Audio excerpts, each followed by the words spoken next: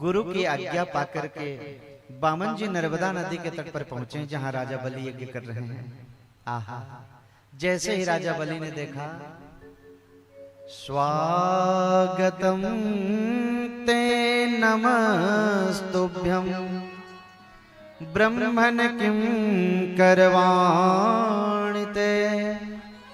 हे ब्राह्मण देवता, स्वागत है आपका। कहां से आए प्रभु? बड़े सुंदर लग रहे हैं। आहा, राजा बलि ने देखा तो चरणों में दंडवत किया है। राजा बलि की पत्नी का नाम है विंध्यावली। उन्होंने आकर के साष्टांग किया। एक बात कहूं, जिसको देखते ही सिर झुकाने का मन करता हो, जिसको देखते से प्रणाम करने का मन करे, समझ लेना भीतर कोई ना कोई दैवी शक्ति है। उनकी एक बेटी भी है जिनका नाम है रत्नमाला। आहा, भगवान की सुंदरता को देखी तो मुग्ध हो गई। मन में एक भाव जगा, इतना सुंदर बालक यदि मुझे प्राप्त हो जाता ना तो मैं सीने से लगा करके स्तन पान कराती। भगवान तो अंतर्यामी है, समझ गए। कहते हैं ये भावना भी मैं तुम्हारी जरूर पूरा करूंगा एक दिन। और भगवान ने पूरा करी। कल की कथा में सुनेंगे आप। जाकर के दोनों पति पत्नी ने चरणों में दंडवत किया। राजा बलि कहते हैं महाराज जी कहां से आए? बड़े अच्छे लग रहे हैं आप, और आपको देख करके मेरा मन पता नहीं ऐसा क्यों लग रहा है कि अपना सर्वस्व का दान मैं तुझे दे दूं।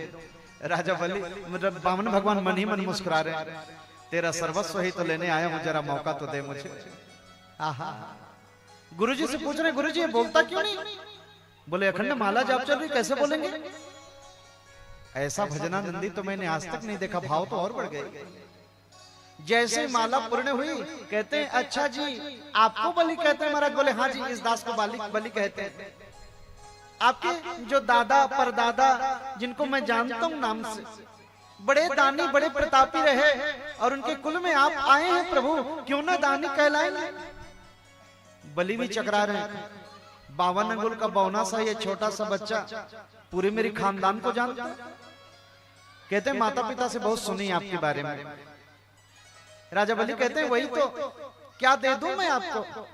बामन जी कहते हैं देखिए हम तो बड़े संतोषी किस्म के ब्राह्मण हैं, हम 1 रुपया किसी से लेते नहीं है जी, आज तक किसी से लिया नहीं है। और मैंने शास्त्रों में पढ़ा है असंतुष्टा द्विजा नष्टा, जो ब्राह्मण असंतोषी होते हैं उसका जल्दी नाश हो जाता है, इसीलिए मैं नहीं लेता महाराज। राजा बलि कहते हैं प्रभु आप नहीं लेंगे कैसे चलेगा? राजा बलि के दरवाजे से आज तक कोई ना खाली हाथ नहीं गया है। बामन जी ने कहा एक बात कहूं, एक छाता के नीचे में मेरा जीवन यापन हो रहा है, मैं लेकर के करूं क्या? मुझे लोभ मत दिखाई। एक छाता में हमारा जीवन यापन हो जाती है। बलि ने कहा अच्छा आप एक हैं इसलिए नहीं ले रहे हैं, 2 होंगे तो लेंगे। मैंने 2 का मतलब, हर साल हमारी राजकोष से एक ब्राह्मणी की विवाह कराता हूं मैं फ्री में। ये साल आपके साथ में किसी ब्राह्मणी कन्या का विवाह करा दूंगा, 2 हो जाओगे तब तो लोगे। बामन जी कहते हैं आप बड़े अच्छे हैं, मेरा विवाह कराओगे, लेकिन एक समस्या, विवाह तो करा दोगे महाराज लेकिन रहूं कहां मैं? बोले वो सोने का महल जो दिख रहा है आज से दान दे दिया जाओ। बोले महाराज कितने बड़े दानी हैं, सोने का महल दे दिया मुझे? चलो महल में रहने को तो मिल गया, लेकिन भोजन क्या करूंगा मैं? बोले साहू परिवार में मुफ्त में तो भंडारा चल रही है, वही पाना। अब जो भी आ रहे हैं खा के जा रहे हैं ना भाई, तो तुमको क्या दिक्कत है? वो भंडारा तुम्हारे लिए खुला है, सब दिन के लिए खाइए पड़े रहिए। बोले आप तो बहुत अच्छे हैं, भोजन की भी व्यवस्था कर दी, लेकिन एक बात पूछनी है मुझे। चलो घर मिल गया, भोजन मिल गया, पत्नी मिल गई, लेकिन पत्नी आ गई तो बच्चे भी तो होने चाहिए ना महाराज? बलि कहते हैं बिल्कुल होने चाहिए। बामन जी कहते हैं कितने होंगे? बोले ये मैं कैसे बता सकता हूँ, ये तो आपके ऊपर निर्भर करता है कितने लेंगे आप। बामन जी कहते हैं चलो 8-10 बेटा हो गया मेरा, 8-10 बेटा हो गया मेरा, लेकिन बेटों में से कई बार कुछ मर भी जाते, तो मान लो उस 10 में से एक बेटा मर गया, रोने की व्यवस्था क्या करोगे? बलि कहते हैं हद करते हो, बच्चा तुम्हारा मरेगा, रोने के लिए पड़ोस में किराया थोड़ी आएंगे। तुम्हारा बच्चा मरेगा, रोना तुम्हें पड़ेगा। बामन जी कहते हैं रोना पड़े ऐसा काम ही हम क्यों करें? हमें नहीं करना भैया विवाह वगैरह, हमें नहीं पढ़ना ही चक्कर में। बलि राजा ने कहा बड़ी मुश्किल से मनाई, 1 मिनट गए। हाँ तो बताइए ना मैं क्या दे दूं? मैं तो दिए बगैर जाने नहीं दूंगा। बामन जी कहते हैं मैंने कहा ना मैं नहीं लेता, लेकिन एक बात कहूं राजा, मैं नहीं लूंगा तो आपका मन बिगड़ेगा, लेता हूं तो मेरा संकल्प बिगड़ता है। ऐसा करते हैं, थोड़े आप आ जाइए, थोड़े मैं आ जाता हूँ, बीच में रखते हैं बात को। हाँ हाँ कहिए ना, क्या चाहिए? मुझे ना केवल 3 पग भूमि दे दीजिए, लेकिन एक शर्त, वो 3 पग भूमि में मैं अपने चरणों से नापूंगा। बलि राजा ठहाका लगा के हंस रहे हैं, 52 अंगुल के तो स्वयं आप हैं, एक एक अंगुल आपकी चरण कमल है, 3 अंगुल का करोगे क्या? बामन जी ने बड़ी सुंदर बात कही, जितनी आवश्यकता है मनुष्य को उतनी ही रखना चाहिए, शास्त्रों में नियम है। उससे ज्यादा रखना तो अपराध माना गया है जी, मैं ज्यादा क्या करूं? 3 पग भूमि की आवश्यकता है, देना है तो हाँ करिए। बोले 3 पग भूमि चाहिए तो महाराज कहीं से नाप लीजिए। बोले ऐसे कैसे नाप लीजिए? बिना संकल्प का दिया गया दान राख में घी डालने के बराबर होती है राजा। न सुगंध आएगी न धुआं निकलेगी, क्या फायदा होगा? पहले तो आप संकल्प करिए कि हे ब्राह्मण, मैं 3 पग भूमि तुम्हें प्रदान कर रहा हूं, तभी हम लेंगे। संकल्प की बातों पर जोर देने लगे तो गुरु शुक्राचार्य जी के कान खड़े हो गए। ये 52 अंगुल का बौना बार बार संकल्प संकल्प क्यों कर रहा? नेत्र बंद करके ध्यान लगा करके देखे तो देखते क्या है, एस बैरोचने साक्षात भगवान विष्णुरव्ययः। कहते हैं ये बलि, ये 52-53 नाय हैं। बोले कहा है गुरुजी? साक्षात नारायण ही 52 बन करके तेरे द्वार में आया है। ये 52-53 के चक्कर में मत पड़ना, शतक बन करके आया तेरे जीवन में, सर्वस्व छिन जाएगा। दान देने से मना कर दे राजन। बलि कहते हैं आप मेरे गुरु हैं, सही में आप मेरे गुरु हैं, मुझे शंका हो रही है। गुरु झूठ बोलने की अनुमति देता है? बोले बेटा इसलिए कह रहा हूं, आज तूने अगर दे दिया ना, कुछ भी नहीं बचेगा। और जिसके पास में थोड़ा धन संपत्ति है उसी को पूछने वाले हैं लोग।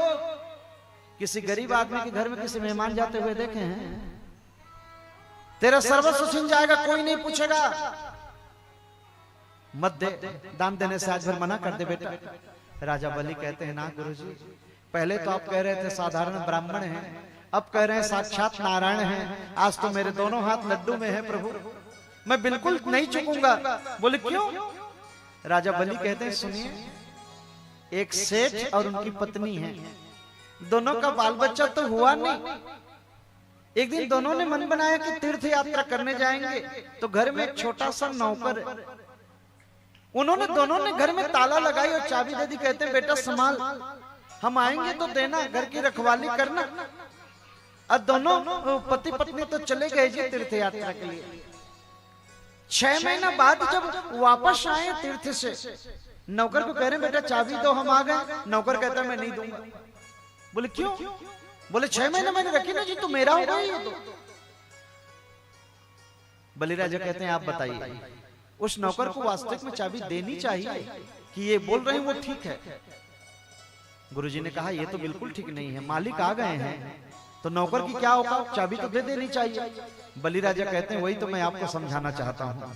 हम जितने संसार में मनुष्य हैं, उस परमात्मा के केवल नौकर और मैनेजर तो हैं, केवल सौंप करके गए चाबी दे करके। और जब वही परमात्मा सेठों का सेठ जब आ गया है, तो क्यों ना हम अपने सारा सर्वस्व उसको चरणों में समर्पित कर दें, क्योंकि ये जो है हमारे पास में, ये हमारा नहीं, ये तो परमात्मा का है। फिर उसी का चीज उसी को देने में क्या शंका है? तेरा तुझको अर्पण क्या लागे मेरा, उसी की चीज को तो मांग रहा है।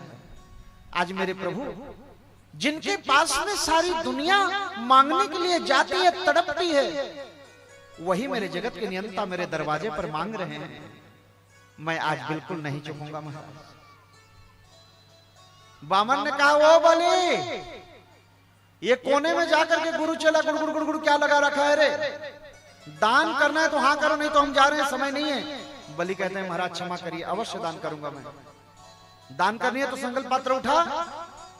शुक्राचार्य जी कहते हैं मैं संकल्प नहीं पढ़ने वाला। बामन जी कहते हैं बामन का बेटा हूं, संकल्प पढ़नी आती है मुझे। अब कोई बनिया का बेटा आ जाए, उसे कहो कि पैसा गिनना आता है, तो चुकेगा पैसा गिनने में?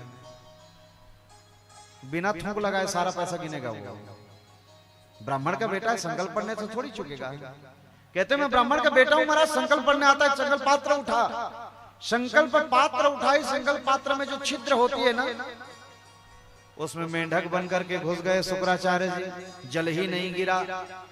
भगवान बामन भी बड़े चतुर, कुशा का एक तिनका उठाए, कुशा को लेकर के कहते हैं तेरी जो संकल्प पात्र है बड़ी पुरानी हो गई, लगता है कोई कचड़ा जमा हो गया है। और जैसे कुशा के सींग को डाले हैं छिद्र में, एक नेत्र फूट गई, छटपटा करके बाहर निकले हैं। शुक्राचार्य जी को एक आंख वाले बनाकर छोड़ दिए। बोले क्यों? एक आंख भगवान ने क्यों फोड़ दी? भगवान जब सामने खड़े हैं ना प्यारे, तो दृष्टि दो नहीं होनी चाहिए, एक होनी चाहिए। और तुमने दो दृष्टि देखने का प्रयास किया, इसलिए मैंने तुझे एक आंख वाला बना करके छोड़ दिया। भगवान ने एक आंख वाला बना करके छोड़ दिया महाराज। छटपटा करके बाहर निकले हैं, जलपात्र से ढोटी से जल गिरा है, संकल्प पूर्ण हुआ। बलि राजा कहते हैं अब संकल्प हो गई महाराज, नाप लीजिए। बोले राजन इतना भी पता नहीं है, दान करने के बाद प्रणाम का भी तो विधान है। दान क्या है? ब्राह्मण के चरणों में प्रणाम नहीं करोगे? पहले प्रणाम तो कर लो। जैसे ही राजा बलि ने प्रणाम करने के लिए सिर झुकाई ना परीक्षित, मेरे बामन ने विराट स्वरूप को धारण कर लिया। बोलिए विराट भगवान की। इतना बड़ा दिव्य स्वरूप धारण किया, आकाश पताल एक हो रहा है। राजा बलि ने सिर देखी तो मुकुट दिखाई नहीं दे रहा, इतने लंबे हो गए। अब भगवान ने विराट स्वरूप धारण करके एक चरण से सारी धरती को नाप लिया, दूसरा चरण ब्रह्मांड को गया है। जैसे ब्रह्मांड को फाड़ करके पार हुआ है, ब्रह्मा जी ने चरण को फटाफट धोया, कमंडल में जल को रख लिया। लिखा है यहाँ श्रम जल बिंदु कमंडल राख्यो। ब्रह्मा जी ने वो चरण धो करके रख लिया जल को। बोले क्यों? आगे जाकर के वही जल तो गंगा जल बनेगी। माँ गंगा का एक नाम है विष्णु पादाब्जी। विष्णु चरण का जल ही वास्तविक में गंगा जल है, हाँ कोई और नहीं है वो। इसीलिए ब्रह्मा जी ने धो करके रख लिया कमंडल में। और ब्रह्मा जी ने प्रणाम किया है, एक चरण धरती, दूसरे चरण ब्रह्मांड को। कहते हैं वो बलि संकल्प क्या है ना दान करने का? हाँ गुरुजी। संकल्प के बाद यदि नहीं दोगे ब्राह्मण को, नरक में जाना पड़ेगा। बलि राजा कहते हैं नरक में जाने से नहीं डरता प्रभु, डर लगता है तो ब्राह्मणों के श्राप से लगता है। आहा, एक बात पूछनी थी प्रभु, धन बड़ा होता है कि धन का मालिक बड़ा होता है? जरा स्पष्ट कीजिए तो। बोले धन से 10 गुना बड़ा धन का मालिक कहलाता है। क्यों पूछ रहे हो? बोले प्रभु क्षमा कीजिएगा, आपने अभी मेरी धन संपदा को नापी है। धन का मालिक तो जिंदा खड़ा है ना। तीसरा चरण कहीं और रखने की आवश्यकता नहीं प्रभु, वो आपका तीसरा चरण मेरे सिर पर रख लीजिए ना। मेरे बामन जी के नेत्र सजल हो गए।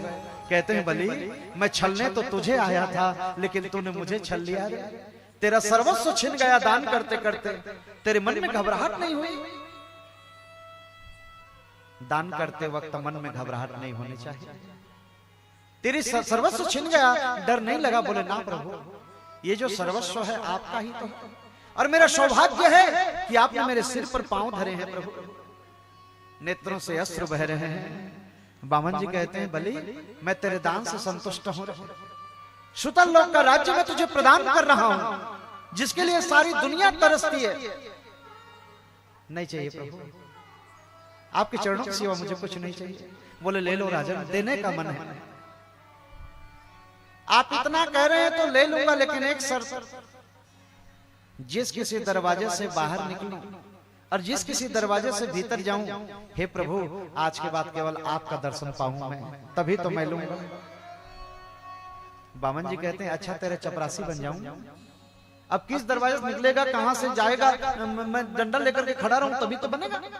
बामन जी कहते हैं मैं तो ऐसा एक बार भी नहीं बोल रहा हूं। बोले तेरे कहने का मतलब तो वही है ना, चपरासी बन जाऊं। लेकिन एक बात कहूं रे बलि, इतना दान किया है तूने, तेरे चपरासी बनने को भी मैं तैयार हूं। आहा, मेरे प्रभु जाकर के सुतल लोक में पहरेदारी कर रहे हैं। माँ लक्ष्मी को चिंता हुई, नारद जी आए घर में तो पूछने लगे, कहते हैं नारद बैकुंठ बड़ा सोना सोना लग रहा है रे, कहाँ है रे मेरे प्रभु? कहते हैं माँ वो तो चपरासी बने बैठे हैं सुतल लोक में, जब तक आप नहीं जाएंगे वो आने वाले नहीं, वो पहरेदारी कर रहे। मैया लक्ष्मी ब्राह्मणी का दिव्य वेश बनाई है।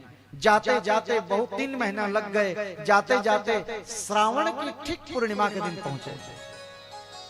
और श्रावण पूर्णिमा को क्या होता है? रक्षाबंधन। ठीक पूर्णिमा के दिन पहुंचे हैं सुतल लोक में माँ लक्ष्मी।